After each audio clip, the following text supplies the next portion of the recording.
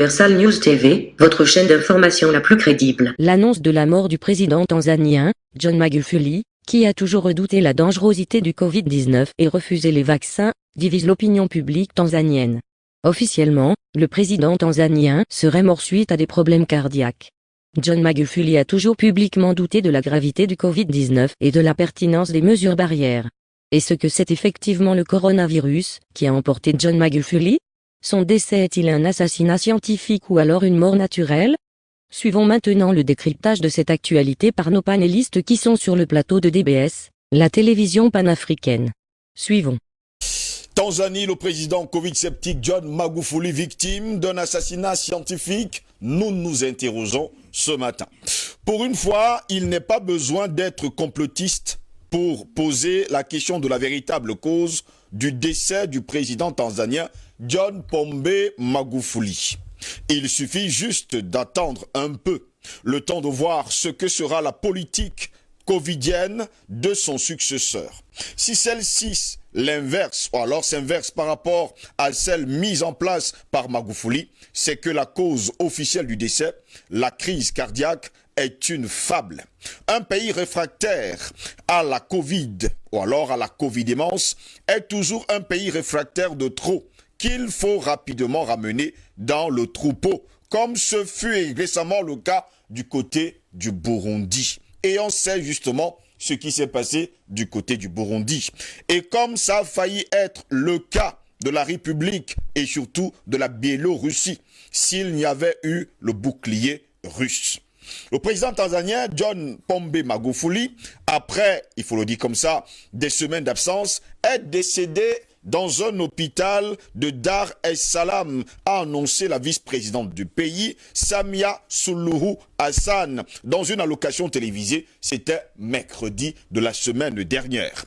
Il avait 61 ans. Sa mort, il faut le dire soudaine, a soulevé de nombreuses questions, notamment celle de savoir si le président tanzanien a été assassiné pour avoir dénoncé la pandémie de Covid-19 en prenant des mesures controversées contre les Big Pharma et l'OMS, et sans oublier leur campagne mondiale en faveur du vaccin. La presse internationale se fait l'écho de la mort du président négationniste. Oui, c'est comme ça que la presse internationale le surnomme, le président négationniste de Tanzanie, avec une joie à peine déguisée. La cause officielle de la mort serait donc une crise cardiaque, mais certains laissent entendre qu'elle pourrait être due au virus. The Economist, un journal international par exemple, rapporte « Beaucoup pensent que le virus est en cause », comme si ce que beaucoup pensent signifiait vraiment quelque chose. Qu'il s'agisse d'un virus, d'une crise cardiaque ou d'un suicide, Magufuli est parti. Comme nous l'avions prédit, il y a seulement quelques jours. Que faire maintenant pour la nation Afrique de l'Est? On parle bien sûr de la Tanzanie. On peut supposer que le successeur de Magufuli, qu'il s'agisse de la vice-présidente ou d'un nouveau dirigeant élu à la hâte, en tout cas pour l'instant c'est la dame, peut-être le chef de l'opposition, compte tenu des nombreux articles publiés ces dernières semaines dans le pays. Poursuivront-ils les politiques de déni du Covid de leurs prédécesseurs? Ce serait stupéfiant. En tout cas, nous attendons de voir ce que Madame Suluhu Hassan prendra comme décision. Si l'on se fie à ce qui s'est passé au Burundi l'été dernier, l'approche Covid tanzanienne sera totalement inversée un jour ou deux après le décès du président. Comme l'a rapporté le Council of Foreign Relations pas plus tard que la semaine dernière, une figure audacieuse au sein du parti au pouvoir pourrait profiter de l'épisode actuel pour commencer à inverser la tendance de John Magufuli. Attendez-vous donc à ce que cette personnalité audacieuse se hisse très vite au premier plan et reçoive le genre de commentaires élogieux dans la presse occidentale que seuls les hommes triés sur le volet obtiennent d'ailleurs.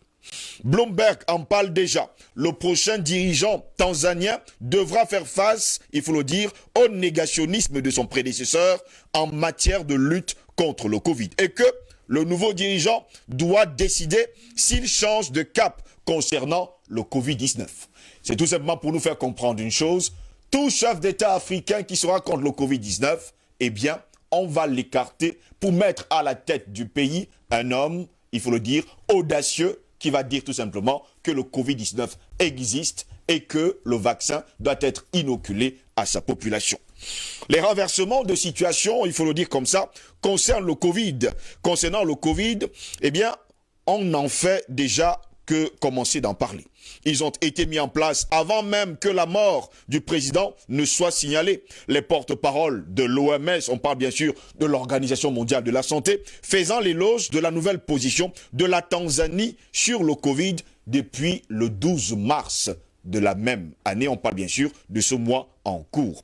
La nouvelle position sera probablement appliquée par le biais du chantage industriel. C'est ce que rapporte d'ailleurs Bloomberg dans son édition.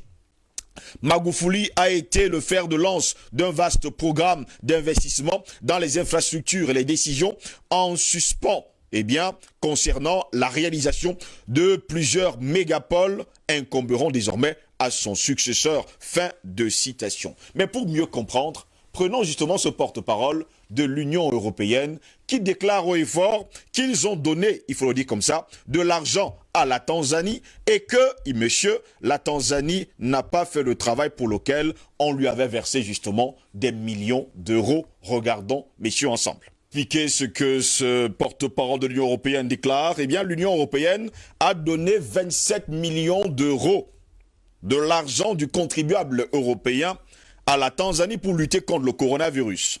Mais, ce régime mis en place dit que la maladie n'existe pas avec des méthodes orthodoxes. Ce sont les propos de ce monsieur. Nous avons un régime qui refuse de suivre les consignes de l'OMS, qui refuse de présenter les statistiques, mais nous lui avons donné quand même 27 millions d'euros. J'aimerais justement qu'on informe justement les membres de notre comité des critères de ce don et spécifiquement ce qui se passe avec cet argent. Nous parlons de l'argent du contribuable européen et j'ai la difficulté à comprendre que nous avons donné de l'argent à ces messieurs, à ce pays, on parle de la Tanzanie, et ils ne sont pas en train de vouloir coopérer d'une manière décente. Ce sont ces propos de ce monsieur. S'il vous plaît, répondez à ma question. Et si vous ne pouvez pas répondre, présentez-nous les détails par écrit dans les 48 heures à venir. Voilà pourquoi, messieurs, nous nous interrogeons ce matin. Tanzanie, le président Covid sceptique John Magufuli, victime d'un assassinat scientifique. Paul est là. Je me tourne vers vous. Vous avez regardé justement cette vidéo où cet homme déclare haut et fort qu'on a remis 27 millions de francs CFA à la Tanzanie.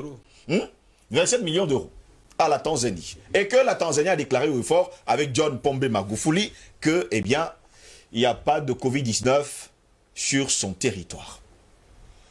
Alors, l'Union européenne, dans son rôle régalien d'insulte ostentatoire aux intelligences du monde, ne déroge pas la règle dans ce vidéogramme et montre bien par ce député européen que l'Europe continue de penser de façon entêtée que l'Afrique est à ses ordres.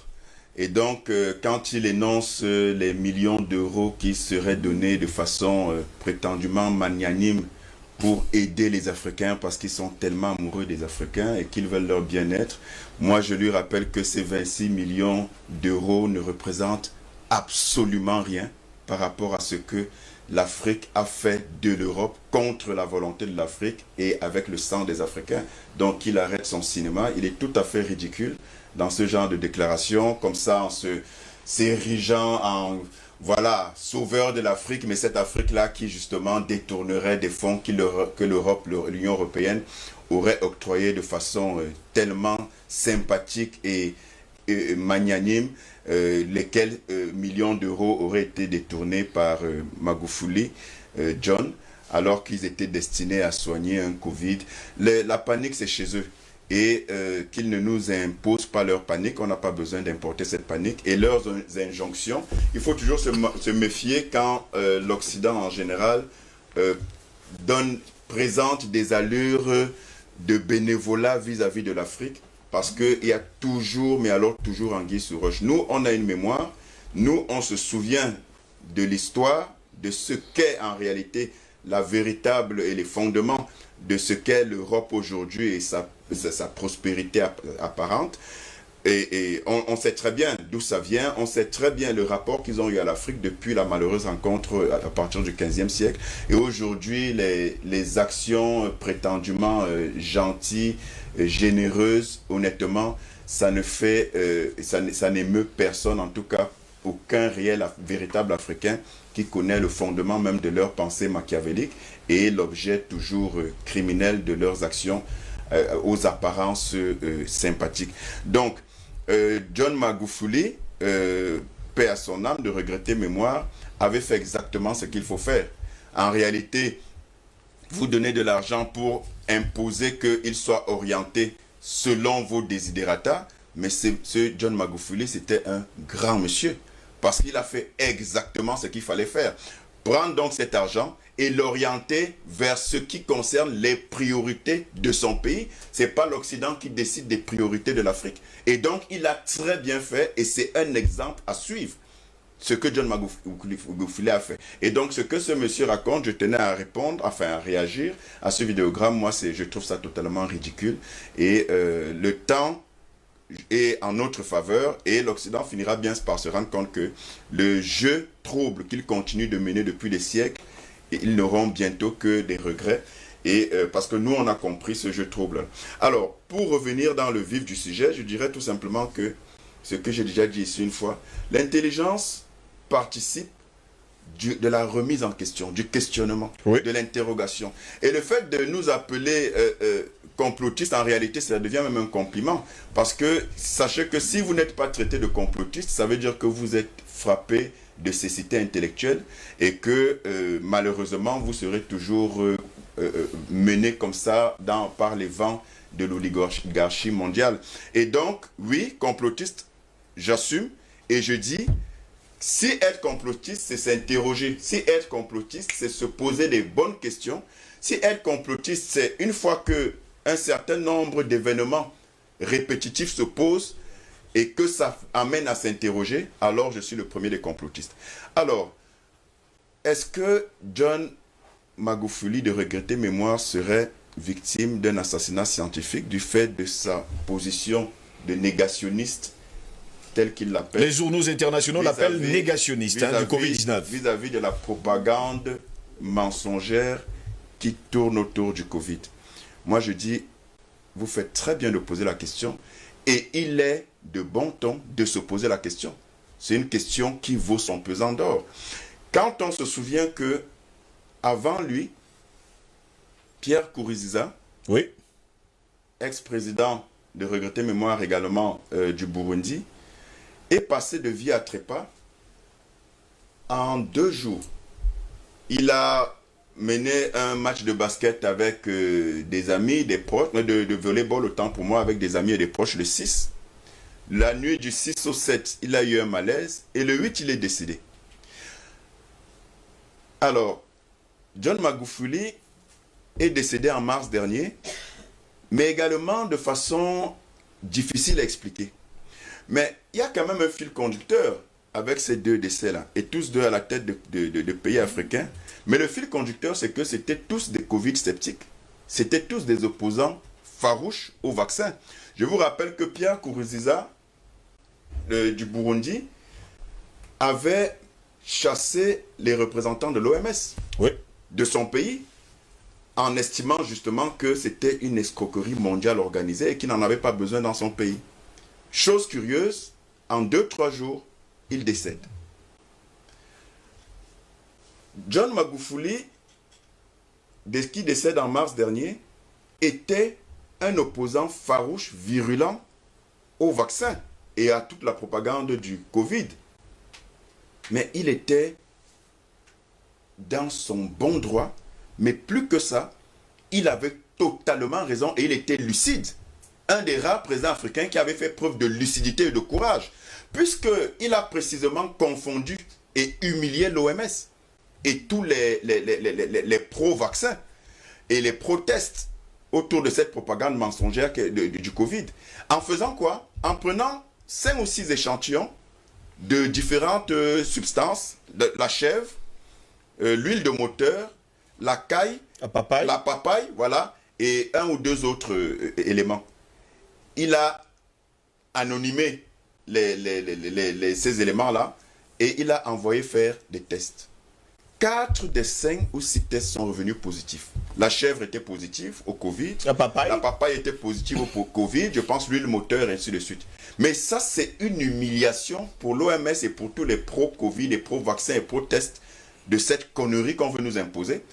Qui a fait que, quand vous voyez ce monsieur de l'Union européenne, vous voyez bien qu'il est énervé. Condescendant à la limite. Il est condescendant, mais vous voyez qu'il est embarrassé, il est gêné, il est même à la limite, voilà, il est énervé. Dans une démence. Voilà, il est dans une situation, c'est quasiment comme si, enfin, vous comprenez bien que il y a quelque chose qui s'est passé, et ce qui s'est passé là, c'est que le président, le feu président John Magufuli, les a humiliés. Il faut que les populations africaines, les peuples africains lisent l'actualité pas lire seulement pour lire, mais qu'elles lisent entre les lignes. Et donc, à la suite de ça, curieusement, le président John Magufuli a un malaise et il passe de vie à trépas. Voilà 2 exemples qui font sérieusement réfléchir. Je vous rappelle que quand le président John Magufuli arrive au pouvoir, il est plébiscité et encensé par l'Occident. On dit voilà, c'est un monsieur bien, mais curieusement, du jour au lendemain, dès qu'il prend position contre le Covid et contre toute la propagande autour, et notamment contre le vaccin, il est honni de tous les médias et on commence déjà à parler de baisse de popularité, il a corruption, on commence à lui coller des dossiers qui n'ont absolument rien à voir avec la réalité. Je vous rappelle que quand John Magufuli arrive au pouvoir, il réduit les salaires du gouvernement et son propre salaire. Justement. Et il dénie, il fait de la négation justifiée et logique de toutes ces conneries sur le Covid en mettant l'accent sur le choléra qui est une réalité dans son pays. Il en a fait son cheval de bataille. Et quand justement il n'utilise pas l'argent que l'Union européenne prétend avoir donné gracieusement sans se souvenir de tout le pillage que ces multinationales font en Afrique et que ce qu'ils envoient là ne représente même pas le milliardième de ce qui nous est dû. Et la comptabilité sera faite, qu'ils ne s'inquiètent pas. Et le moment viendra où on fera les comptes et où ils vont, de gré ou de force, nous rétrocéder tout ce qui nous est dit, d'une manière ou d'une autre. Mais il utilise donc cet argent à d'autres fins par rapport à ses priorités. Et justement, il met l'accent sur la lutte contre le choléra, qui est une réalité, et non pas une fiction comme le Covid qui décimerait des peuples. Voilà un monsieur. Voilà ce qu'on demande à nos chefs d'État. Voilà ce que... Si tous ces présidents prennent position comme ça et commencent à penser par eux-mêmes, à écrire leur propre histoire, à dessiner leur propre chemin et ne plus à lire l'Afrique et la réalité africaine sous le prisme déformant et mensonger de l'Occident, l'Afrique va commencer à être libérée du joug de cette pression extérieure. Et ils ne pourront pas tuer tous les présidents africains tout comme ça. Oui. À un moment donné, il faut s'inscrire dans une logique de révolution idéologique et pas seulement, mais de révolution en termes de rapport. Parce qu'on ne peut pas continuer le temps à se coucher. On ne peut pas passer le temps à se coucher, l'éternité à se coucher et à être le marche-pied de l'Occident. Donc, il y a lieu de se poser des questions. Voilà 2 exemples patents de présidents africains en l'espace d'1 an. Moins d'1 an, puisque le dernier c'était en juin, aujourd'hui, celui-ci c'est John Magufuli, c'est en mars. En moins d'1 an, 2 présidents qui passent de vie à trépas de façon curieuse. D'anciens présidents également, on va pas également Pierre Bouyouya, qui est également mort au cours de cette année. Pierre Bouyouya, l'ancien président burundais de 87 à 93 et après de 96 à 2003 également, qui est décédé l'année dernière. Et curieusement, on va nous dire de Covid-19. Voilà, on nous a dit qu'il est mort de Covid. Donc, moi, je pense que la question fait très bien d'être posée. On n'est pas là juste pour se poser des questions, parce qu'il faut rappeler que dans les questions, il y a la remise en question. Il y a des stratégies de solutions, des solutions, des stratégies qui se mettent en place. Et en réalité, se poser les bonnes questions, c'est le début de la libération. Les bonnes questions. Posons-nous les bonnes questions et apprenons à nous remettre en cause. Et je termine en disant que, en réalité, là, on parle des présidents africains qui s'opposent et qui passent de vie à trépas du fait de leur position anti-Covid. Moi, je vais être clair avec vous. Vraiment, parfois, il ne faut pas tergiverser. Je vais mettre les pieds dans le plat. Ces 2 présidents ont été assassinés. Tout simplement. Parce que les gros enjeux financiers liés à cette propagande mensongère qu'est le Covid, la Covid et toutes les conneries qu'on raconte tout autour et la façon dont on embrigade les peuples comme ça, l'industrie pharmaceutique, le Big Pharma, c'est l'une des plus grosses sources de, en tout cas, c'est l'une des plus grosses industries en termes de génération de revenus dans le monde.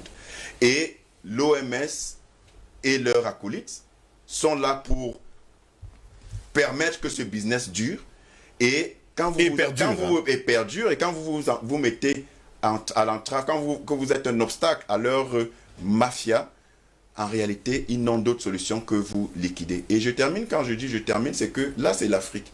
Mais en réalité, le raisonnement peut aller plus loin, et doit aller plus loin, pour bien se rendre compte qu'il y a un complot contre tous ceux qui veulent nager à contre-courant de façon courageuse.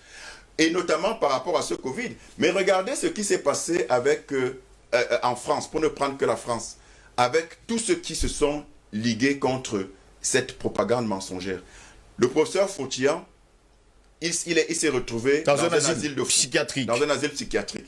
Le professeur Didier Raoult, il a diabolisé, satanisé, il a juste les côtes solides et il a la tête sur les épaules pour tenir le coup. Mais vous savez que la communauté, le corps médical avait été, je ne sais même pas si c'est élevé, dans une démarche de le destituer, en tout cas de faire de lui quelqu'un qui est hors compétence.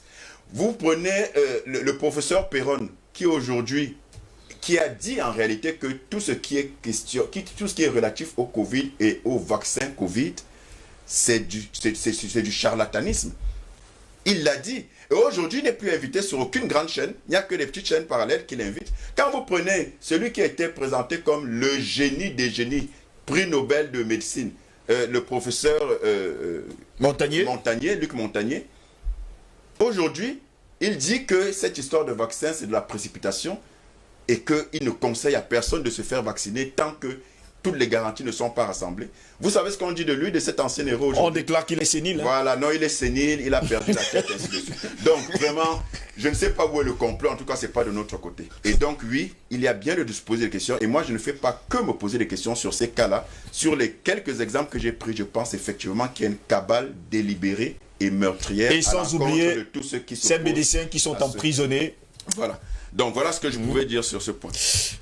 André Kissé-Fankavo, si vous déclarez haut et fort que ces hommes vont payer cette Union européenne qui déclare haut et fort avoir donné de l'argent justement à ces pays africains, eux également vont payer quand on pense que, eh bien, ils ont donné de l'argent aux pays africains pour promouvoir, il faut le dire comme ça, le Covid-19 et que la majeure partie des pays africains ont pris justement sur eux de déclarer haut et fort, eh bien, les malades et les morts de Covid-19. Ben, je crois que, première des choses, je voudrais féliciter mon ami Ella pour cette brillante intervention. Et deuxièmement, demander au président Paul Biya s'il a donné le droit de tuer à Malachi Manaouda. Le permis de tuer. Tout le monde refuse le vaccin en Europe. Vous appelez ça AstraZeneca. Oui. Mais Manaouda, lui, convoque les conseils scientifiques, il convoque les délégués régionaux pour voir la stratégie, comment vacciner les Camerounais. C'est ça, moi, je me pose la question, est-ce que le président de la République du Cameroun a donné le droit de tuer à Manaouda? Parce que c'est un vaccin qui tue. Mais c'est ça que Manaouda veut injecter aux Camerounais. Ça, c'est une question que je me pose et qu'ils doivent répondre. Parce que c'est quasiment incroyable. Tout le monde est en train de refuser le vaccin AstraZeneca. Même en Europe, on repousse, on rejette. Mais Manaouda, lui, il organise des réunions, il fait des tweets, que non, nous devons nous préparer, c'est vraiment, c'est bon, c'est bon, c'est bon, quand quelque chose est déjà mauvais. Et maintenant, dans le trafic des chiffres, des morts de Covid, vous voyez des gens qui meurent sur leur petite, c'est le Covid. Des gens qui font le sport, ils meurent, c'est le Covid. Tout ce qui se passe, tout mort actuellement dans le monde, ou bien au Cameroun, ou en Afrique, c'est Covid. Parce que les gouvernements ont reçu les financements. Mais parce que des gens sont dans le Covid business. Absolument. Le Covid business est actuellement la plus grande fémania du monde, pour parler en langage camerounais. C'est le fait le plus terrible au monde. C'est ça qui paye le plus. Donc quand vous êtes dans le business Covid, vous êtes le gars le plus lourd. Parce que regardez ceux qui vendent les masques. Regardez ceux qui vendent les thermoflash. Donc vous comprenez qu'en réalité, il y a une grosse industrie derrière qui se fait de gros sous. Et vous savez, on nous a vendu que non, la santé n'a pas de prix. La santé n'a pas de prix. Donc, quand il faut se sauver, et comme on a des peureux, on a des gens quand on parle de mort, oh là là, ils sont prêts à tout pour obtenir, parce que c'est eux qui ont des grosses fortunes, hein, c'est eux qui ont beaucoup d'argent. Donc, c'est eux qui s'inquiètent de toute cette mort-là. Alors qu'en réalité, c'est une propagande malsaine. Une propagande qui n'est pas réelle, qui n'est pas vraie. Parce que, d'ailleurs, je suivais dans une chaîne européenne quelqu'un qui était en train de dire, mais vous avez tant nombre de morts d'accidents. Vous avez tel nombre de morts de cancer. Vous avez tel nombre de morts de paludisme et de tout le reste. Vous ne faites pas autant de publicité de ces morts-là par rapport à Covid. Vous voyez que tout le monde aujourd'hui, tous les plateaux de télévision, c'est Covid. On ne parle que de Covid-19. C'est Covid. Vous prenez simplement dans notre pays, le Cameroun. Covid Gombo. Mais vous avez vu le nombre de morts il y a de cela quelque temps par accident. Qu'est-ce qu'on en a fait? On n'en parle pas. On n'en parle pas. On a trop fait d'aller à la falaise, faire un cérémonial. Chacun venait, telle délégation des députés sont venus, telle délégation des MAF, TAF sont venus, telle délégation des ministres. Vous avez vu tout ce bal-là. Mais qu'est-ce qu'on a pris comme précaution? Rien du tout. Après ça, c'est terminé. Mais c'est Covid qui est au devant de la scène. Tout le monde meurt que de Covid. Covid. Donc, vous voyez qu'il y a une mauvaise communication derrière cette affaire. Donc, aujourd'hui, nous parlons de la Tanzanie. Nous parlons du président John Magufuli, qui, perd son âme, est parti. Qu'on a assassiné. On ne discute pas. Il a été assassiné. Et très attention, le ministre de la Santé. Le ministre de la Santé de la Tanzanie est indexé dans cette affaire. Parce que c'est lui qui a travaillé dans ce dossier pour obtenir les financements de l'Union européenne. Oui. Et c'est lui qui a commencé de dire que la Tanzanie est dans un état critique par rapport au Covid et que le président ne compte que sur les prières. Parce que c'est ça l'argument qu'ils ont utilisé. Que le président Magufuli dit que non, on soigne le Covid avec les prières. Oui. Ce fut le cas pour Pierre Nkurunziza également. Donc, pour lui, il croit que le président est déjà malade. Il a un problème. Il est devenu fou. Il est devenu fou. Donc, quand vous croyez à la prière, vous êtes devenu fou. Donc, quand vous croyez que non, le Covid n'existe pas, vous êtes devenu fou. N'est-ce pas? Même les Français, ils sont les nombreux professeurs. Ils sont fous. Raoul, Monsieur Macron n'est pas allé visiter Raoul. Allez voir, parce que Raoul a dit, mais voici le protocole pour soigner ce que vous appelez Covid. En réalité, cette grippe. Vous voyez un peu, voilà le protocole pour soigner cette grippe. Mais Macron est allé là-bas. Et plus grave, c'est qu'il faut qu'on dise aux Africains, ça me rappelle quelque chose. Quand ils sont allés dans ce laboratoire, dans ce truc de professeur Raoul, la plupart des médecins, élèves qui étaient là-bas, c'était des Noirs et des Asiatiques. Peut-être les gens n'ont pas remarqué ça. Il n'y avait pas trop d'Européens. Il n'y avait que des Africains. Plus, la plupart, c'était des Africains. Et la plupart des gens sortis de l'Asie, de l'Iran, du Moyen-Orient, c'est eux qui travaillaient dans ce laboratoire. Donc, vous comprenez qu'ils ne peuvent pas avoir la même perception que les Européens de certaines maladies ou bien des analyses aussi froides. Parce qu'en réalité, aujourd'hui, nous devons faire une analyse froide de la situation de Covid. Nous sommes dans un business qui est en train de prendre le professeur Raoul, il était au Sénégal, hein? Il est né au Sénégal même, je pense. Exactement. Donc, vous comprenez un peu la position, vous comprenez un peu les positions des gens quand vous regardez un peu leur culture, leur façon, leur vécu et tout le reste. Donc, vous pouvez comprendre leur position par rapport à Covid aujourd'hui. Donc, quand quelqu'un, un député européen vient se mettre en pleine télévision et de commencer à déclarer, il faut qu'on nous rende compte des 27 millions d'euros qu'on a donnés en Tanzanie pour... Mais un gars n'a pas soigné les gens. Il dit que le Covid n'existe pas dans son pays. Ce qui existe dans son pays, c'est le choléra. Oui. Il prend cet argent, il l'injecte dans le choléra. Ça n'a pas sauvé les vies. Ça ne continue pas à sauver des vies. Mais comme ça n'a pas servi dans leur business, c'est comme un investisseur, non? Il investit dans un domaine. Et quand tu détournes que non, voilà le domaine le plus rentable pour moi ici. c'est ce qui peut me produire plus D'argent. d'argent ou bien de vie, De revenus. de vie dans mon pays, c'est qu'il faut sauver les gens du choléra. Et c'est ce qui a été fait. Mais le ministre de la Santé de la Tanzanie, avec quelques réseaux, ont travaillé justement pour dire que non, le président Kourouzi, ça revient d'ailleurs que lui-même aussi a été victime, lui-même a été victime de justement d'une mort comme très compliqué, suspect, parce que quand même un gars ne peut pas finir de jouer au football, au volleyball, et vous lui dites que non, il y a eu arrêt cardiaque, machin et tout ça. Et c'est la même chose, hein, parce que Magoufouli, c'est aussi un arrêt cardiaque. un arrêt cardiaque. Vous le dites ça, c'est un arrêt cardiaque. Ça, ce poison est vraiment fort, hein, parce que ça arrête le souffle de vie immédiatement en quelques heures.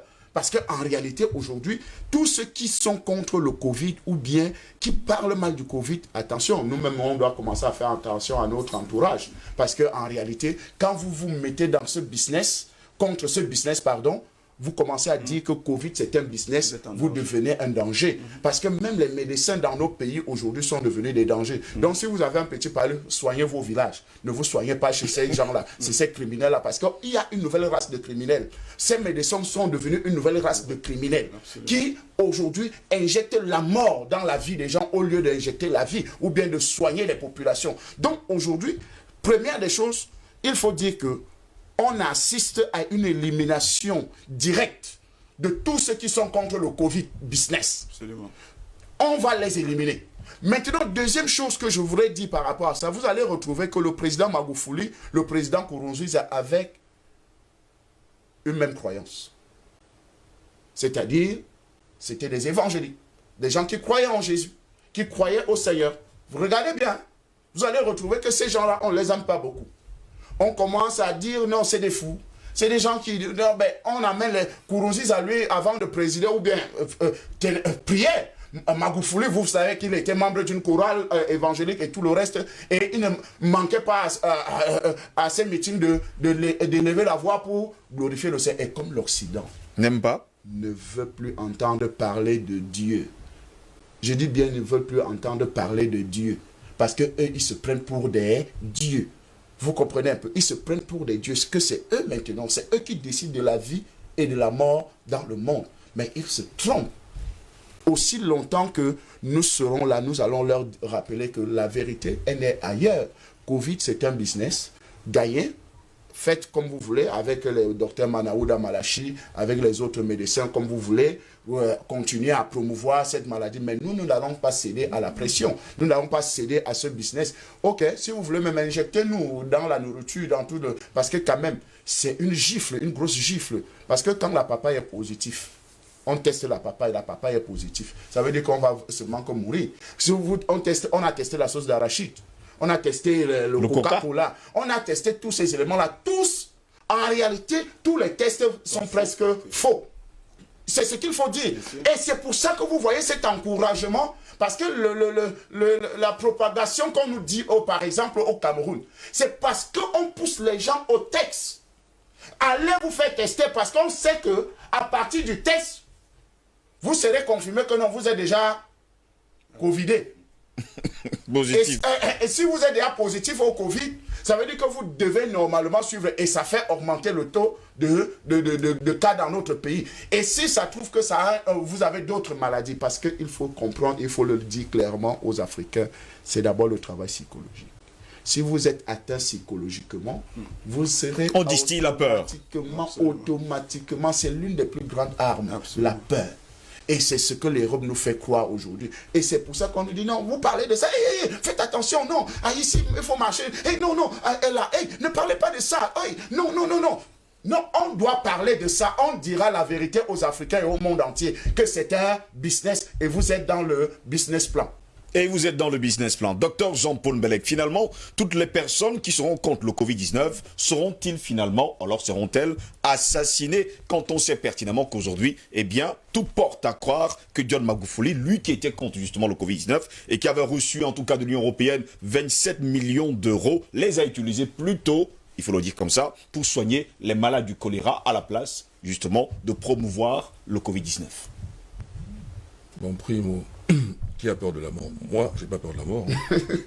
Vous faites comme si ils vont... Oui, donc moi personnellement, on a comme assassiné. Est-ce que ça me pose un problème? On est né, on vit, on meurt.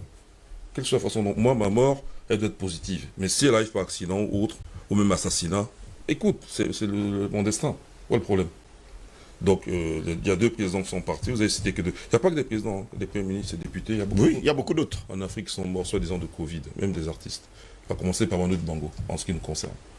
Voilà. Ces gens-là ont leur raison. Mais j'insiste. Monsieur Malaouda ou c'est Malachi, c'est ça? Manaouda Malachi. Bon, moi je le mets au défi. Qui continue à mettre en avant une possibilité de vaccin obligatoire. Ce que Kamto a fait dans ce pays, qui était quelque part un suppôt de l'Occident. Les vrais Camerounais nationalistes, comme moi par exemple, nous on n'a pas peur, on va aller au bout. Et si je tombe, comme disait l'UPC, d'autres prendront le relais. On est là pour libérer totalement le pays. On n'est pas là pour faire la propagande, parler et se faire voir. Ok? Moi, personnellement, quand je parle, mon idée, c'est de faire que les plus jeunes Africains deviennent des savants. Et pas pour que moi, je joue le savant. Il faut que ce soit clair. Donc, moi, je redis personnellement, je parle déjà pour moi, Oui. j'ai pas peur. Vous venez vers moi, soi-disant, pour me menacer, m'intimider, je n'ai pas peur. Je suis un vrai bassa et j'exécuterai ma tâche telle que mon destin est écrit. C'est à bon entendeur, salut. Merci, maintenant je reprends. Donc j'ai pas peur, hein. On a bien compris. Pas peur de vous, de qui que ce soit. Voilà. Qu'il soit au-dessus, en dessous, c'est kiff bourrico, c'est pareil. Le président tanzanien a été assassiné, c'est clair. Tout comme Nkurunziza. Oui. Puisque nous avons on appelle ça le mobile. On lui a donné de l'argent pour le Covid, il n'a pas utilisé pour le Covid. On a eu un témoignage tout à l'heure. Tout un Je budget. suis pas le seul, on pourra en avoir plusieurs. Oui.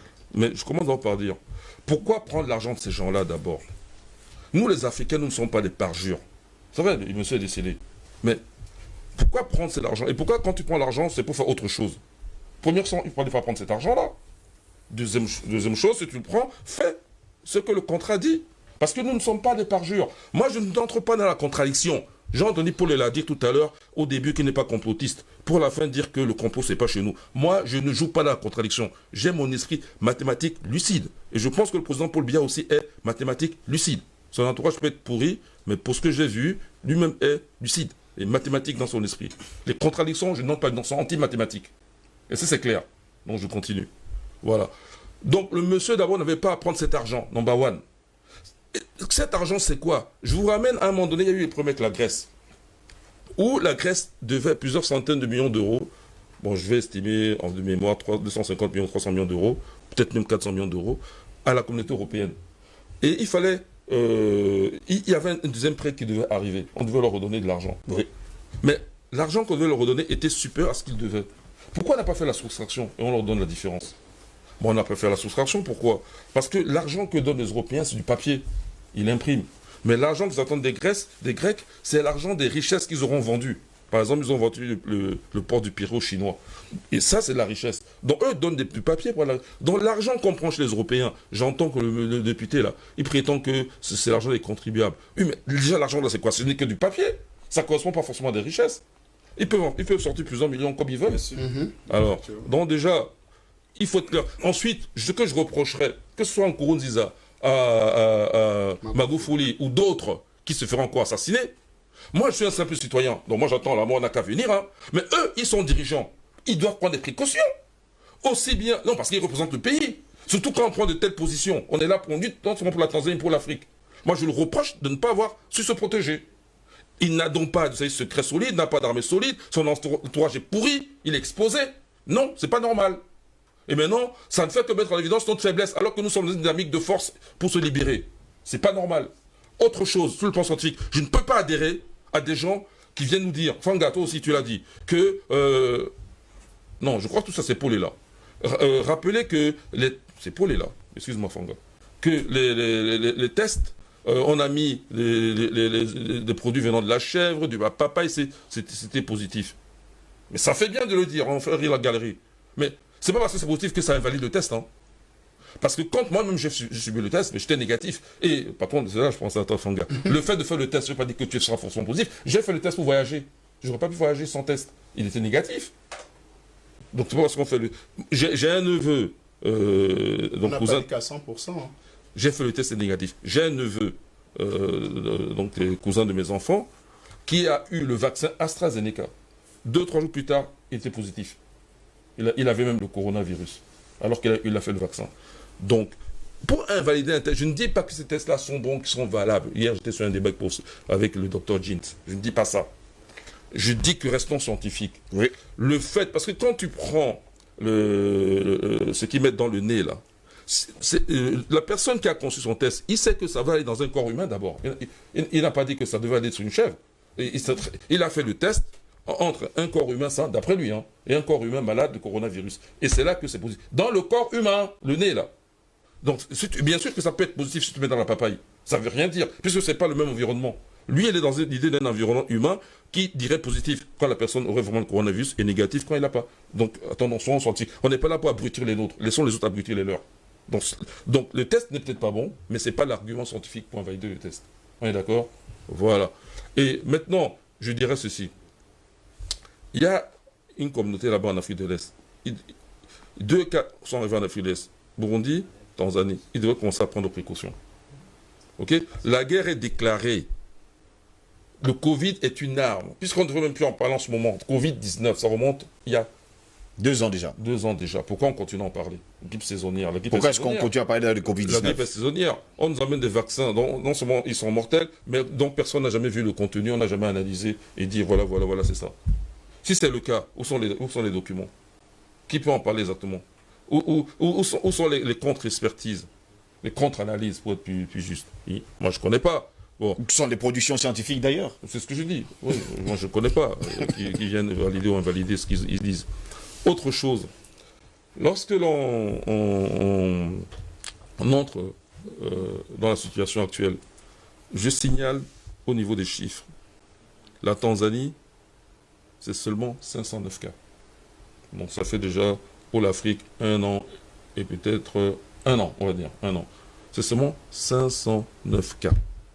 En termes de morts, c'est seulement 21 morts de Covid déclarés. Ils disent que les Tanzaniens ne donnent pas la statistique. Si, c'est dans le site Worldometer, voilà, de John Hopkins, aux États-Unis, qui est bien reconnu. Voilà, c'est pas tout. Comparons maintenant à la France. La Tanzanie et la France, à peu près la même population. Puisque la Tanzanie, 61 millions d'habitants, la France, 66 millions d'habitants. Où est la différence? En termes d'ordre de grandeur, c'est la même chose. Très bien. Sauf que, en termes de décès, le nombre de décès en Tanzanie est 2000 fois plus faible que le nombre de décès en France. Je dis dans l'autre sens. Le nombre de décès en France est un peu plus de 2000 fois plus élevé que celui de la Tanzanie. Puisqu'en France, on a dépassé les 92 000 morts, la Tanzanie n'en affiche que 21. Vous voyez, on ne joue pas dans la même cour de récréation. Alors, donc s'il y avait un tel danger, pourquoi ils donneraient même des centaines de millions d'euros à la Tanzanie? C'est la France qu'on a besoin.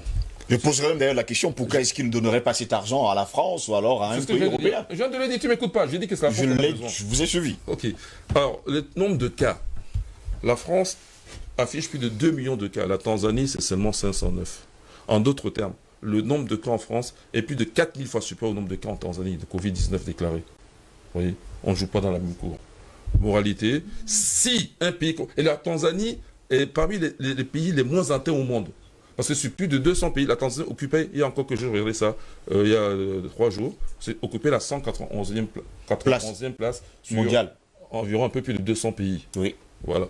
Alors, et d'ailleurs, c'est le pays africain le moins atteint par le Covid-19. Voilà. Donc moi, je veux savoir une chose. Parce que si on conteste ces chiffres tanzaniens, il faudrait aussi contester les chiffres français.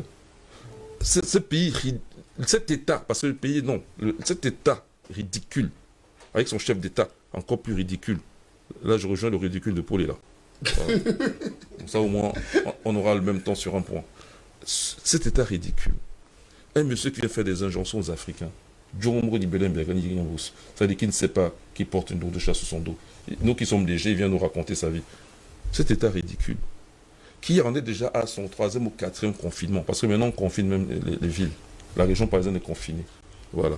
Cet État ridicule dans lequel on n'a même pas su fabriquer un vaccin. Parce qu'il n'y a pas de vaccin français. Cet État ridicule dans lequel, quand les gens contestent, je rejoins encore pour les là, et ils sont arrêtés, mis en prison. On les met en prison, on les met à l'asile. Cet État ridicule où on n'a pas le droit de parler contre le Covid. on me demande de chuter. Je vais donc chuter. Vous avez compris, pour tirer vous-même la conclusion. Voilà. Non, on vous a pas demandé de chuter, mais bon, comme vous avez chuté, c'est une bonne chose déjà. Ah, je vois autour de moi. Je vois Non, autour de non, c'est moi. pas autour de vous, Ok, ça ne vous concerne pas. Albert Anatole Haïtien, on n'a pas également oublié de dire à nos téléspectateurs, j'ai commencé déjà à le dire à l'entame de cette émission, que le principal opposant à Denis Sassou Nguesso au Congo-Brazzaville, on va pas également oublier qu'hier, 21 mars, avait lieu justement la présidentielle de ce côté-là. Guy Brice Kolela est décédé et officiellement, on dit qu'il était positif au Covid-19. Revenons justement sur le cas John Magufuli. John Magufuli a disparu pendant 18 jours, finalement pour nous faire comprendre que il est mort à Dar es Salaam dans un hôpital, bien de suite d'un arrêt cardiaque. Laisse pas encore là un autre paradoxe. Oui, écoutez-moi, je suis journaliste. Permettez-moi d'abord de commenter ce que j'ai retenu, n'est-ce pas, du vidéogramme qui nous a été proposé par la réalisation. Je retiens 3 éléments. Le premier élément, c'est que justement, il y a une campagne mondiale de corruption pour faire la promotion ou la propagande du Covid. Oui. Ça, c'est la première chose que je retiens. La seconde chose que je retiens également, c'est qu'il y a eu l'intervenant a donné un deadline de 48 heures au président tanzanien pour s'expliquer sur l'usage fait des 27 millions des fonds qui ont été, n'est-ce pas, attribués à l'État tanzanien. Ce qui concerne à mon sens une sorte d'ultimatum. Là, c'était avant le décès, n'est-ce pas, de l'ex-président Magufuli. La troisième et dernière chose que je retiens, c'est que justement derrière, il y a une menace, il y a comme une injonction, c'est-à-dire une menace. Oui. Alors, je vais commencer par cette campagne de corruption, cette campagne mondiale de corruption en faveur de la propagande pour le Covid-19. Ça me rappelle le mois de mars 2020, qui correspond à une période où, je crois, au moins 4 ou 5 chefs d'État aux Africains se vantaient d'avoir reçu 1000 milliards de francs CFA pour faire la propagande contre le Covid. Oui. Pro-Covid. Et éventuellement d'accepter que les populations deviennent des cobayes. Parce qu'il vous souvient, à l'époque, nous avons débattu d'une thématique ici qui portait justement sur les essais cliniques qui devaient être menés sur le continent africain par certains laboratoires et en contrepartie, certains pays avaient accepté, n'est-ce pas, les dons de 1000 milliards de francs CFA. Je crois que c'était le Sénégal, la Côte d'Ivoire, le Mali, et je crois que le Bénin y était. C'était, en tout cas, comme j'ai dit, 4 pays des Ouest africains. Ce qui est paradoxal, c'est que quelques semaines ou quelques mois plus tard, ce pays qui annonçait être en position de 1000 milliards se retrouvait en train de faire des appels de fonds pour justement gérer en interne la pandémie, parce que justement les populations s'étaient radicalement opposées à ce que deviennent SF de cobayes aux essais cliniques qui étaient annoncés. Maintenant, revenons dans le contexte. C'est-à-dire où vous avez un responsable de l'Union européenne qui déclare de manière solennelle qu'ils ont donné une enveloppe de 27 millions d'euros à l'État tanzanien pour faire la campagne anti-Covid. Moi, ça me pose un problème. Premier problème, je constate que le président tanzanien, c'est un panafricaniste. Ça n'a pas été relevé, mais il faut soulever que c'était panafricaniste. Il était Covid-sceptique, nous l'avons soulevé. Oui. Il était un homme religieux engagé, mais en même temps, il était beaucoup plus porté vers une solution endogène. Parce qu'il encourageait des solutions de la pharmacopée africaine à l'intérieur de son territoire. Ça veut dire qu'il avait des doutes, comme tout le monde sur ce plateau a des doutes sur ces vaccins, sur la réponse occidentale à cette pandémie mondiale, qu'il faut le dire, c'est une grippe. Parce que lorsque vous posez la question, n'est-ce pas, un scientifique ou un médecin de vous dire exactement ce que c'est que le Covid, on va vous dire que c'est une grippe. Oui. Alors, ça c'est d'un. De deux, je voudrais revenir sur ce que j'appellerais l'ultimatum, c'est-à-dire une sorte d'injonction. C'est-à-dire que le président tanzanien avait 48 heures pour faire un rapport sur l'usage fait des fonds alloués. Oui, justement. Bon, alors, ça n'a pas été fait justement ce rapport qui était attendu au sein de l'Union européenne. Comme ce rapport n'a donc justement pas été fait relativement aux statistiques et à l'usage fait des fonds, c'était quoi la suite? C'était quoi la conséquence? Bonne question. Oui, bien sûr. C'était quoi la conséquence? C'est la bonne interrogation à Albert Anatola ici. Oui, c'était quoi la conséquence, justement? Parce que ce rapport n'a pas été fait compte tenu du fait que, justement, Magufuli, c'était un Covid sceptique. C'était quoi la conséquence? Nous pouvons, justement, déduire que la conséquence, c'était de lui faire la peau. Troisième élément que j'ajoute à mon analyse, c'est quoi? C'est que, finalement, nous avons, sur le continent africain, plusieurs fléaux qui tuent plus que la pandémie. Le Covid-19. Oui. Au premier rang desquels la famine, le paludisme, Ebola, les accidents de la route, n'est-ce pas? Oui. L'hépatite virale, les cancers. Eh bien, pourquoi est-ce qu'on n'investit pas, on ne donne pas de l'argent pour lutter justement contre ces fléaux sanitaires?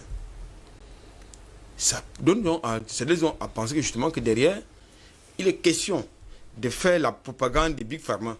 Parce que ces gens, ils ne vous donnent jamais de l'argent pour rien. Ils sont tous sauf philanthropes. Pas du tout. Ils sont tous sauf philanthropes. Donc je pense que pour répondre à la question, je n'ai pas les éléments scientifiques. Parce que moi, je parle en tant que journaliste Oui. pour donner une réponse. Mais tout pour croire, au regard de l'élément que j'ai soulevé tantôt, quelle pouvait être la conséquence si, d'aventure, le rapport exigé par les donateurs de l'Union européenne n'avait pas été déposé dans les 48 heures. Ça veut dire que la conséquence ne pouvait être empirique. Bon, nous sommes dans l'empirisme, justement. Il est mort, le président tanzanien. De mon point de vue, on devrait exiger une enquête. Je voulais quand même ici relever que l'Organisation mondiale de la santé a régulièrement été contradictoire dans sa posture, notamment dans les éléments de langage. C'est-à-dire que nous avons entendu tout et le contraire dans cette affaire du Covid-19, notamment pour ce qui concerne la réponse. Nous avons également fait une émission dans le cadre de la semaine dernière pour questionner sur la pertinence des vaccins qui supplantent le traitement. Pourquoi est-ce qu'on met l'accent sur les vaccins et non sur le traitement? Puisqu'il existe des protocoles sanitaires qui ont été proposés par d'autres éminents scientifiques. Protocole qui marche d'ailleurs très bien. Qui marche très bien, mais qui est mis de côté au profit d'un vaccin qui justement ne vous garantit pas l'immunité. L'immunité ensuite, qui ne vous préserve pas d'une éventuelle contamination ou d'une recontamination. Donc je pense qu'il y a plus de questions que de réponses par rapport à la thématique de ce matin. De mon point de vue, et il est essentiel que le continent africain, d'une manière générale, puisse véritablement faire bouger les mélanges de ces intelligences, parce que nous en avons à profusion sur le continent africain, et ces intelligences sont plus utilisées par les autres, au profit des autres qu'au profit de l'Afrique, qui en a véritablement besoin, pour trouver une solution africaine aux problèmes africains. Parce qu'il faut également le préciser et insister là-dessus, les problèmes de l'Europe ne sont pas les problèmes de l'Afrique. L'Europe n'a pas la même perception de la maladie que l'Africain. Ça, c'est important de le préciser.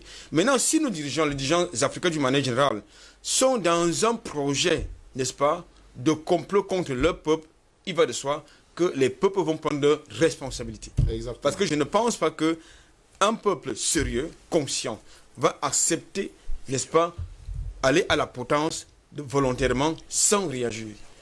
Et pour terminer, il est important qu'on laisse la parole. Il faut qu'on laisse la parole aux hommes de science. Il faut qu'on retire la parole aux politiciens qui viennent nous polluer l'espace public avec les discours de propagande. Il faut également qu'on nous mette de côté les médecins de plateau, comme je les appelle, parce qu'ils sont là et jouent Vous le insistez football. justement sur ces médecins de plateau. Non, il faut les mettre de côté parce que... Vous aussi, vous êtes d'accord avec ça? Il y a les médecins de plateau. Il faut les mettre de côté. Les médecins Moi, de c'est plateau. une expression Absolument. que je fais mienne. Il faut absolument mettre de côté les médecins de plateau. Absolument. Parce que ça pollue l'espace public, ça corrompt les consciences, et là, c'est inacceptable. Messieurs, nous allons regarder également une autre vidéo ensemble ce matin. J'espère seulement qu'avec la complicité de la réalisation, je viens de leur envoyer une vidéo. Comment comprendre justement que les accidents de la route tuent, les cancers tuent, les AVC tuent. Il y a encore d'autres maladies comme le paludisme qui tue encore des millions de personnes chaque année. Mais que tout le monde s'attarde à dire tout simplement que, il faut à tout prix éradiquer le Covid-19 qui, lui, jusqu'à preuve de contraire, n'a pas encore atteint des niveaux records. Regardons ensemble cette vidéo avec la complicité de la réalisation ce matin.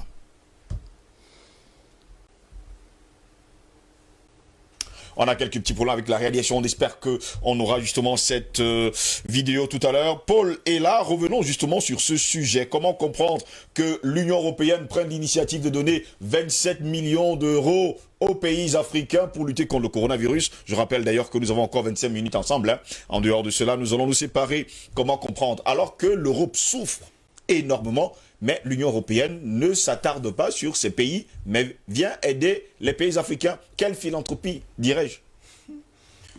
En tout cas, la philanthropie et le mensonge ne font pas bon ménage. Donc, il faut bien choisir le camp de l'Union européenne, des Occidentaux en général. Moi, j'ai dit, quand on a un minimum de mémoire, on ne peut pas continuer à se faire raconter des balivernes de magnanimité, de philanthropie, alors que précisément, chaque seconde, je dis bien chaque seconde qui passe et qui est passée depuis au moins 7 siècles aujourd'hui, a pu démontrer et continue de démontrer que l'Occident n'a jamais eu la moindre once de sympathie vis-à-vis de l'Afrique, si ce ne sont que ses intérêts, et cet Occident-là, donc, il a toujours été prêt, et l'a démontré à suffisance, qu'il a toujours été prêt à décimer s'il le fallait, à mépriser les vies humaines s'il le fallait, à bafouer ce qu'il considère comme droit humain et comme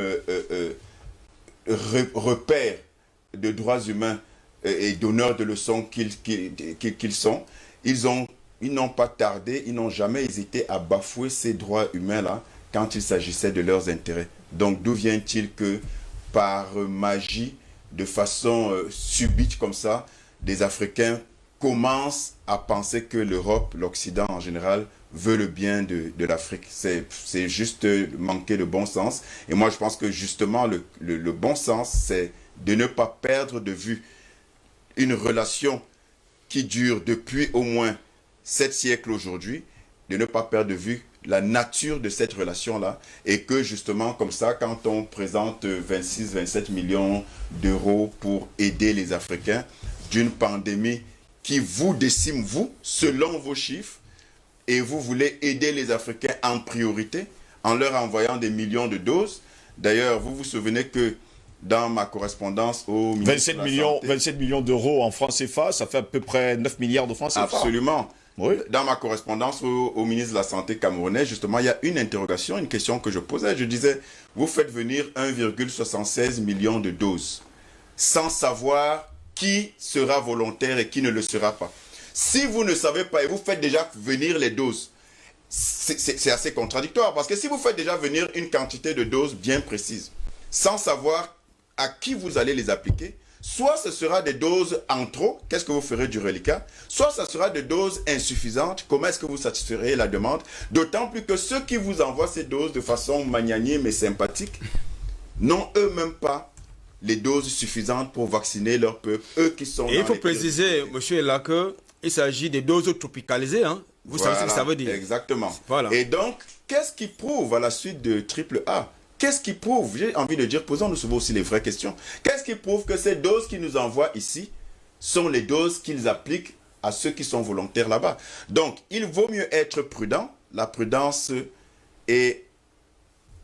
doit être de mise, ça ne doit pas être négociable, surtout quand, je le dis, surtout quand on convoque les faits historiques et qu'on se souvient qu'à plusieurs reprises, il y a les cas en Afrique, il y a des cas, les Américains en Inde, on a des cas historiques qui montrent bien que il y a eu des manœuvres comme ça pour décimer les populations et que ce qu'on prétendait être une solution globale, en réalité, avait des variables pour des peuples spécifiques. Donc, faisons attention.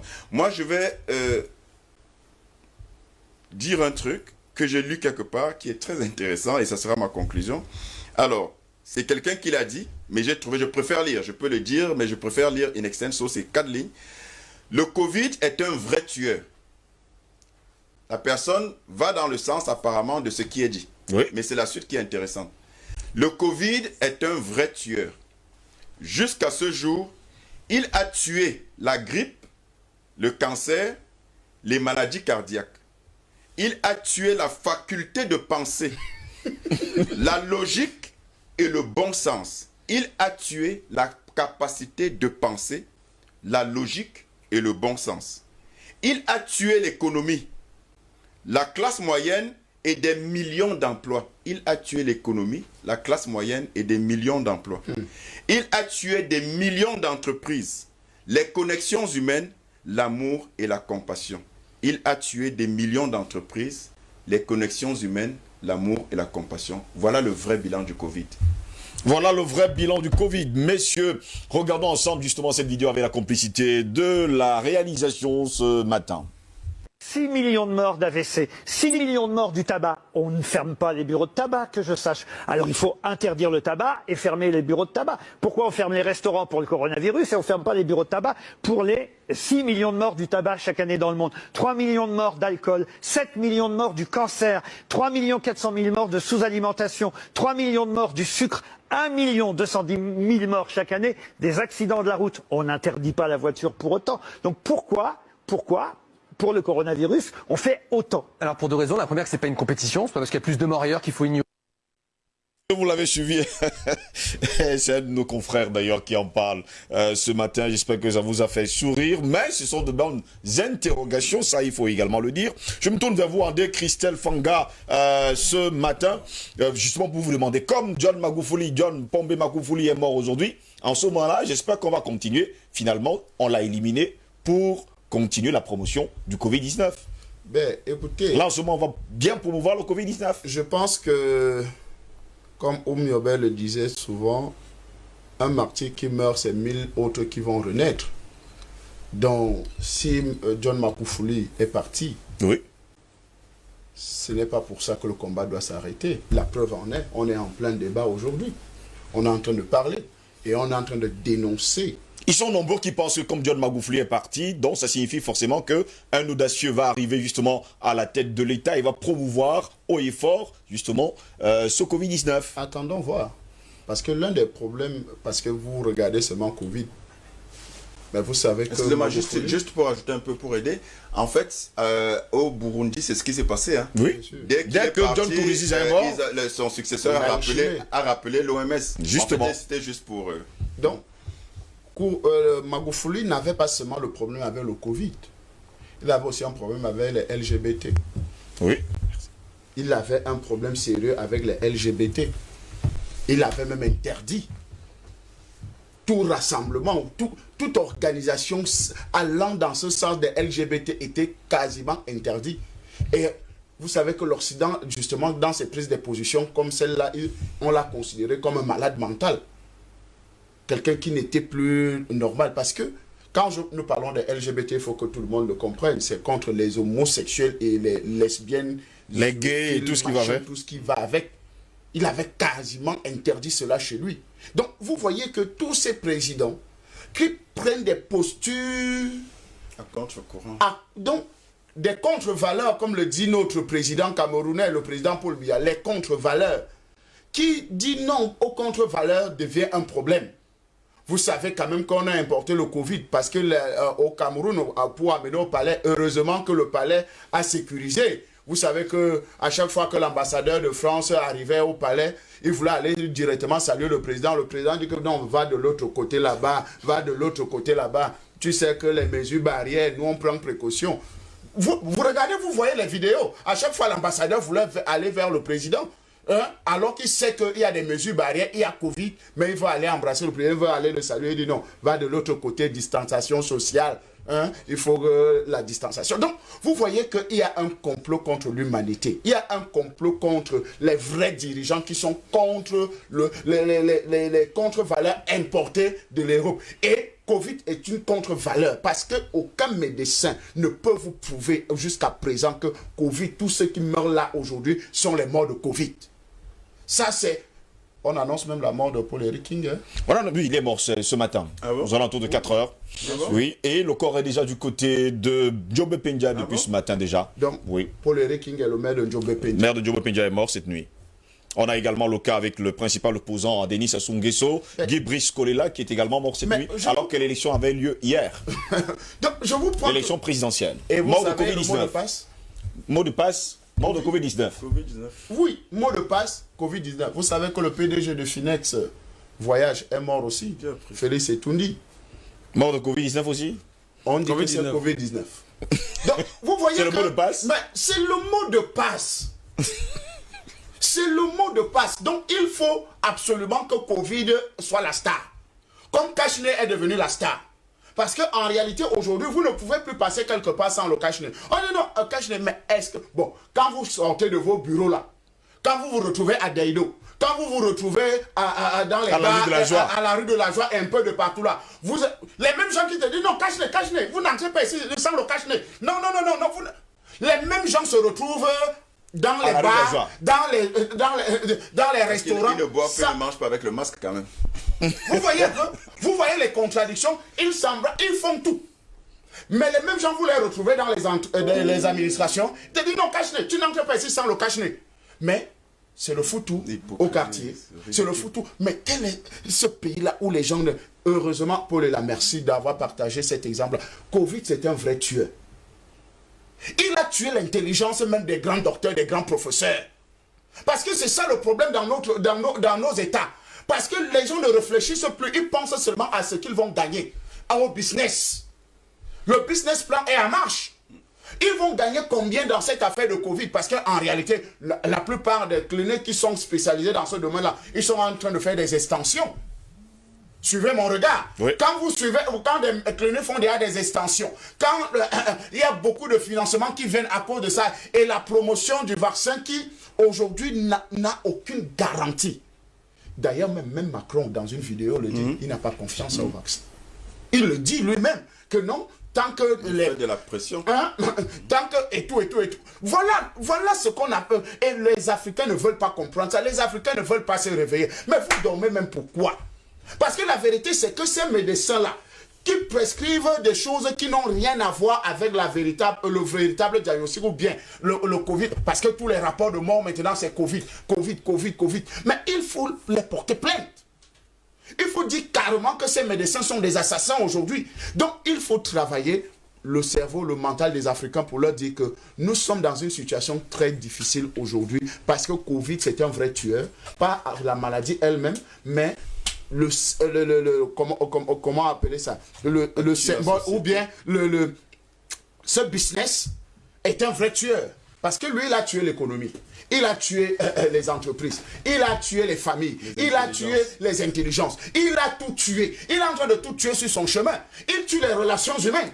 On ne peut plus se saluer parce que la vérité c'est que chez nous en Afrique on est des hommes de chaleur. On se partage cette chaleur-là au quotidien. Aujourd'hui, Covid nous dit que non, ne vous embrassez plus, ne vous saluez plus. Hey, non, Paul est là, je ne dois pas toucher Paul est là. Non, parce qu'il faut la distanciation sociale. En réalité, l'Occident est en train d'importer ses valeurs.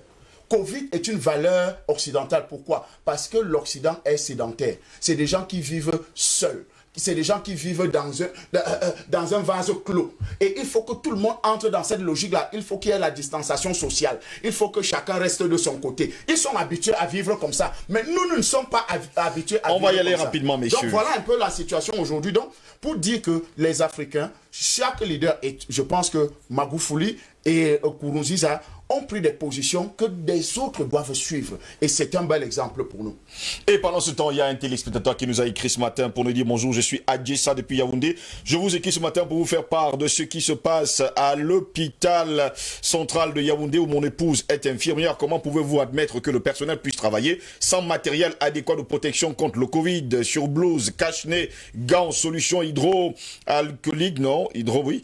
À cette allure, tout le personnel court le risque d'être contaminé avec leur famille. Au lieu de passer le temps à parler d'un éventuel vaccin, il faut plutôt chercher d'abord à se protéger en lui fournissant le matériel de protection qui est à notre portée. Je compte sur votre chaîne pour cette information soit portée à l'attention des Camerounais. Bonne journée et longue vie à DBS. Merci également à vous messieurs. Plus que 5 minutes avant de commencer à lire les messages de nos téléspectateurs. Ils sont d'ailleurs très nombreux ce matin à nous avoir écrit. Pas facile du tout parce que le téléphone, il faut le mettre également à la charge pour lire les messages de nos téléspectateurs. Docteur Jean-Paul Belek, finalement, que deviendra la Tanzanie après, il faut le dire comme ça, la mort, on le dit, du président tanzanien John Pombe Magufuli, lui qui était justement sceptique au Covid-19. Bon, d'abord, je ne suis pas un devin. Oui. Mais les hommes passent, le pays reste. Jusqu'au jour où le soleil sera devenu une géante blanche et rouge, une géante rouge, la Terre existera. Le jour où le soleil devient une géante rouge, oui, il va pulvériser et avaler la Terre. Bon, ça vous connaissez la mort du soleil, c'est dans 5 milliards d'années. On a encore le temps pour voir. Maintenant, je vais dire une chose. Ce qu'on a montré tout à l'heure, Laurent Ruquier, oui, Laurent Ruquier, qui n'est pas un journaliste, mais ça c'est un détail. Laurent Ruquier est un animateur de télévision bien intégré dans la nomenclature française. Donc, c'est pas lui qui va se moquer du système. Ça, c'est pour faire rire la galerie. Pourquoi? Parce que pour que le Covid soit ce tueur dont on parle, et je suis d'accord avec mes deux précédents qui ont repris la parole pour le deuxième tour, des présidents companistes, je suis d'accord avec eux. C'est le texte pour les là, quoi, ce qu'il a lu, et recommandé par Fanga. Pour qu'il soit ce tueur, on l'a présenté comme une grippe exceptionnelle. Donc le problème n'est pas le nombre de morts. La Tanzanie a combien de morts? 21. C'est pas ça le problème pour ces gens-là. Le problème de ces gens-là, c'est de s'aimer la terreur, la paralysie qui est même intellectuelle, on l'a dit. D'accord? C'est mettre les gens en prison. Parce que quand on confine, vous êtes en prison. En prison, c'est une là, prison. vous ne sortez pas de là.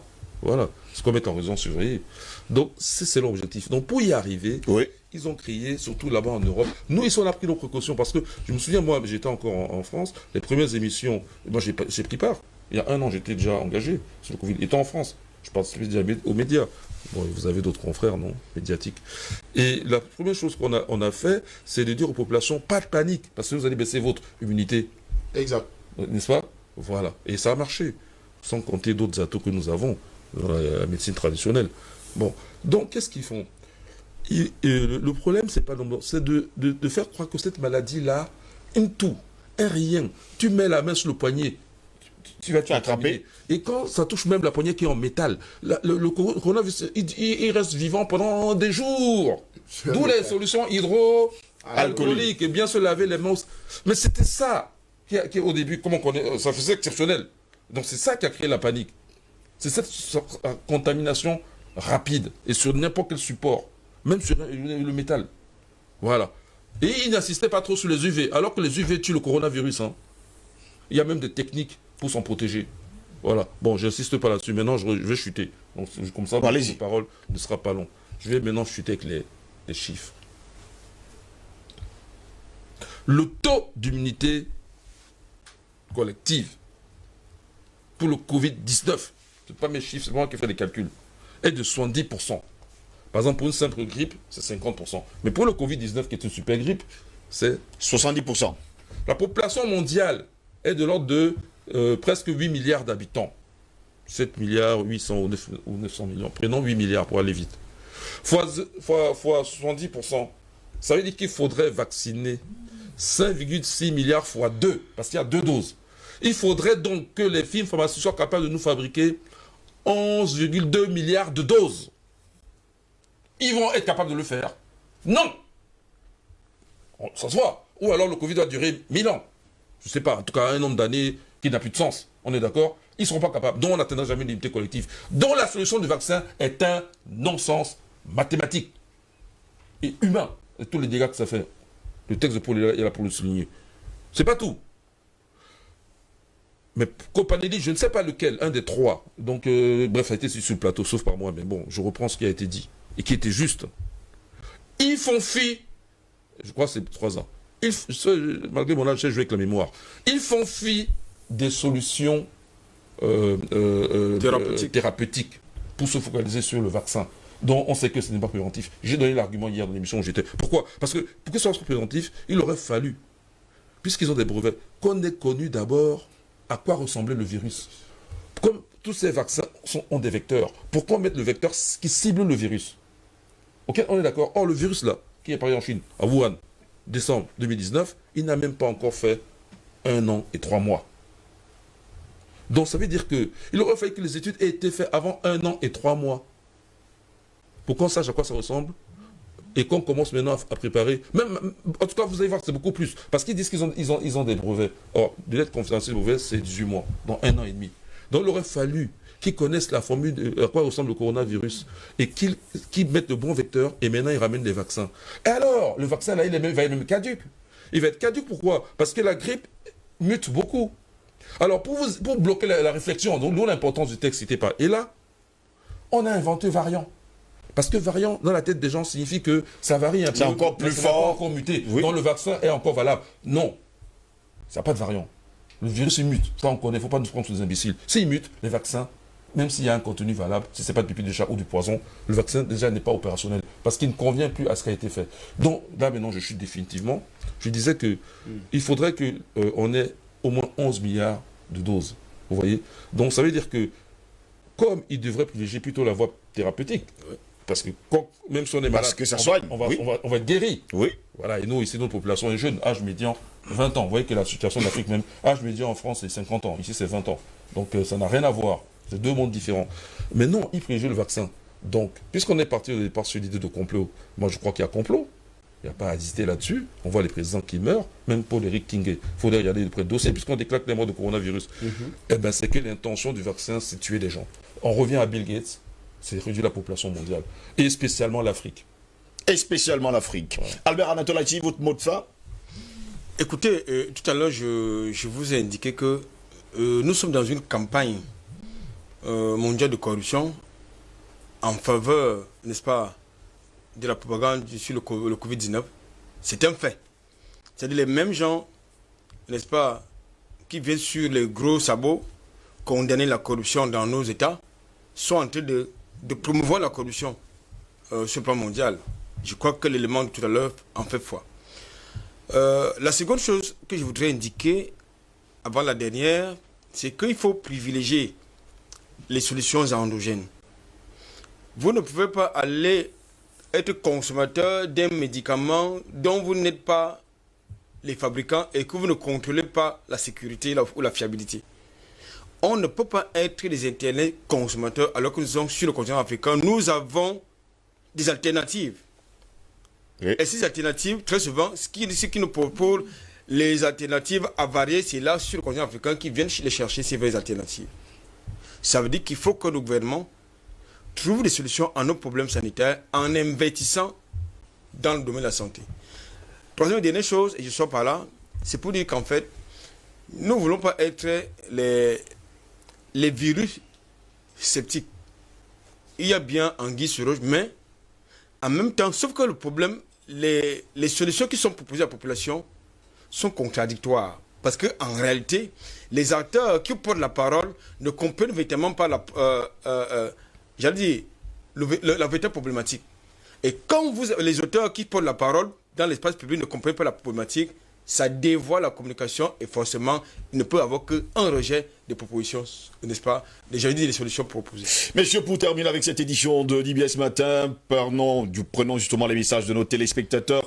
Bonjour de panel, monsieur Ngo, je viens d'apprendre que mon frère, le maire de Ndiombe-Pendia, vient de nous quitter. C'était un frère, un ami. J'ai discuté avec lui la semaine surpassée, d'où il me disait qu'il était hospitalisé à Douala. Dès qu'il sort de l'hôpital, il me fera signe et c'est l'annonce de sa mort qui me réveille ce matin. Je souhaite mes sincères condoléances à sa fille et à sa famille biologique et politique. Que la terre de nos ancêtres lui soit légère. C'est Itame Alexandre qui nous a écrit ce matin. Steve Ngo, c'est son panel, bonjour. Le président tanzanien décédé. Lui-même a eu tort de se faire évacuer chez les Blancs, là, sachant qu'il ne joue pas à leur jeu concernant la Covid-19. Il aurait mieux fait d'aller à Cuba. C'est M. Outoua et Foulane. Steve Ngo, je crois même que le président Paul Biya doit recevoir tous les ambassadeurs européens par vidéoconférence. C'est ce que M. Outoua et Foulane nous dit ce matin. Steve Ngo, c'est son panel. Bonjour, bonjour également à vous. La personne n'a pas laissé son nom. Bonjour le plateau. Avec ce problème de Covid-là, on aura de surprises.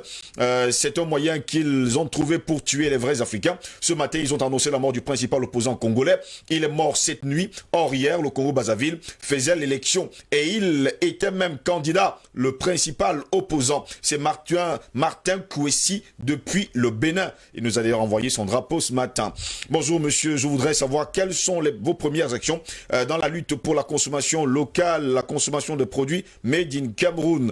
Là, c'est pas moi qui vais répondre, hein, c'est le Timondé qui va répondre justement à cette question. N'oubliez surtout pas, les boutiques sont ouvertes, les supermarchés également, justement, qui vendent dans le made in Cameroun. Bonjour à tout le panel, que Jéhovah vous continue à vous éclairer, vous et vous protéger. Ces gens-là ont déjà tué 2 présidents africains qui sont opposés à leur mafia. Dites à mon ami de Madagascar de se méfier. C'est Bitin Daniel qui nous écrit depuis PK12, précisément en Gondjo ce matin. Bonjour monsieur Ngossi à tous vos panélistes. Ce week-end, il y a eu des marches partout contre les mesures sanitaires en Europe. Il y a eu du nouveau dans ces histoires de vaccins. Au début, ces Big Pharma nous ont affirmé que le vaccin empêcherait la propagation de ce virus. Maintenant, le message a changé car le vaccin réduirait les formes graves de contamination du virus. En fait, ils ont menti car même si tu te fais vacciner, tu peux contracter le virus. Le Premier ministre s'est fait injecter subitement l'AstraZeneca et a fait filmer son injection comme un spectacle devant les télévisions du monde entier. Bref, Steve, nous on regarde seulement parce que cette histoire-ci n'est pas prête de finir. C'est Moto qui nous écrit depuis la Suisse ce matin. Bonjour DBS et à vous, vos invités. J'ai tenu à vous envoyer cette vidéo qui illustre les pratiques de la France en Afrique, même si elle ne cadre pas avec le thème aujourd'hui. Bonne émission et prompt rétablissement président Badakani. C'est monsieur Tchag qui nous écoute depuis Malabo en Guinée équatoriale et qui nous suit d'ailleurs tous les matins. Bonjour monsieur Steve Ngo et à tous les illustres invités et techniciens de DBS à matinale. Qu'est-ce qui ne va pas en Afrique? Expliquez-moi. Où ce sont les hommes courageux qui tombent tour à tour comme des mouches? Hier, c'était le président du Burundi. Aujourd'hui, c'est la Tanzanie. Moi, je pense que c'est le peuple qui doit prendre son destin en main.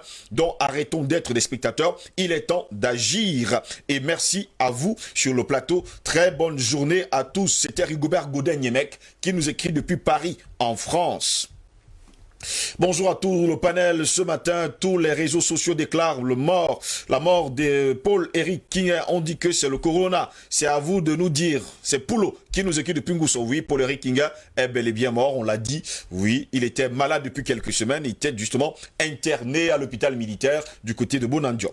C'est une tragédie ce qui se passe en Afrique. Comment imaginer un seul instant que les gens qui nous ont mis en esclavage, les gens qui nous tuent et empoisonnent et nous vendent, les gens qui ont fabriqué des bombes qui ne tuent que les noirs dans une foule de plusieurs places, de plusieurs races. Comment imaginer un seul instant que les Africains continuent d'envoyer leurs enfants étudier, se nourrir, communiquer, croire aux religions venant de leurs bourreaux? Cette personne n'a pas laissé son nom. Merci également de nous avoir écrit. Bonjour Steve, juste te filer une info. J'ai un fils qui travaille dans une entreprise de la place. Il a eu un accident de travail. On l'a transporté à la clinique et qui s'occupe des accidents de travail. Là-bas, les médecins ont déclaré qu'il souffrait de Covid. Et présentement, tous ses collègues sont en quarantaine. L'accident de travail est devenu le Covid. C'est ce que nous écrit Maman Josiane, ici même à Douala. J'ai suivi Maman Josiane. Merci beaucoup pour l'info. Ça ne fait que confirmer ce que nous disons sur le plateau. Bonjour le panel. Pourquoi le coton-tige utilisé pour le texte du Covid est importé? Ces cotons sont déjà infectés à l'université de Bamena. Le texte est obligatoire pour tous les doctorants. Pourquoi? C'est Séraphin qui nous écrit depuis Baganté. Là encore un autre problème, toujours parlant du Covid-19. Rapidement, un dernier message. Bonjour à vous sur le plateau. Pourquoi on nous dit que garder une distance de moins d'1 mètre d'un malade de Covid-19, on s'expose à la contamination. Mais curieusement, au moment du test, on va chercher le virus dans la gorge avec un bâtonnet de 30 cm. C'est Michel qui nous écrit depuis Yaoundé ce matin. Voilà, un autre qui nous écrit. Bonjour Steve et bonjour à tout le panel savant. Moi, je pense aussi que les tests sont faux. Je suis sûr d'une chose, c'est que Manaouda sait pertinemment que le Covid, c'est que du business. Mais il est contraint par quelque chose. Vous pensez qu'il ne fait que de la recherche pour comprendre tout ce qui se dit hors des médias conventionnels? La peur, Steve, la peur, c'est un grand outil de manipulation. Quand on vend la peur, on a gagné. Et c'est ce qu'ils font avec les chiffres. Plus on déclare que les morts sont morts de Covid, eh bien, plus la manipulation faiblit. Et le sujet au vaccin. C'est Joanne qui nous écrit depuis Baganté. Ils sont d'ailleurs très nombreux, hein. Les téléspectateurs du côté de Baganté. Bonjour, bonjour également à vous. La personne n'a pas laissé de nom. Bonjour DBS Matin, bonjour le panel, mon frère Fanga. Évitons la démagogie, je ne suis pas d'accord avec votre introduction. Laissez le pauvre ministère de la Santé tranquille, chercher le problème ailleurs. Le ministre ne reçoit que les ordres de celui par qui il est nommé. Monsieur Malachi ne peut prendre aucune initiative, c'est sur haute instruction du président de la République. Voulez-vous nous dire que c'est le ministre qui a pris sur lui l'engagement de commander les vaccins? Je dis non, les ministres de la Santé des États sont des relais. Eh bien, cette personne, c'est Makita qui nous écrit depuis Douala ce matin. Messieurs, plus que... D'ailleurs, le temps est parti. Je vous dis merci d'avoir été là ce matin, Dr Jean-Paul Bellec. Est-ce que la mort du président tanzanien changera l'approche du pays face au coronavirus? Selon la Constitution, c'est la vice-présidente, Samia Suluhu Hassan, qui prendra les rênes du pouvoir jusqu'à la fin du mandat présidentiel prévu en 2025. Ici, Christine Muriel, pour Universal News TV. Merci de suivre Universal News TV sur YouTube. Nous vous rassurons que les informations que nous diffusons au quotidien sont suffisamment crédibles. Alors, n'hésitez pas à liker la vidéo si elle vous plaît, et si vous êtes nouveau sur la chaîne. N'oubliez pas de vous abonner et d'activer la cloche de notification pour ne pas rater nos prochaines vidéos.